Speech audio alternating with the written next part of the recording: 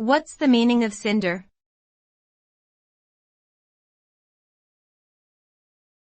Cinder.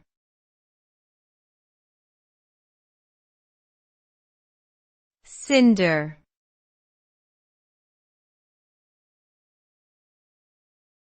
Cinder.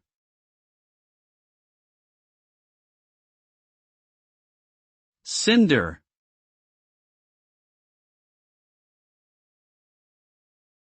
Cinder refers to a small piece of partially burned material, typically coal, wood, or charcoal, left over from a fire.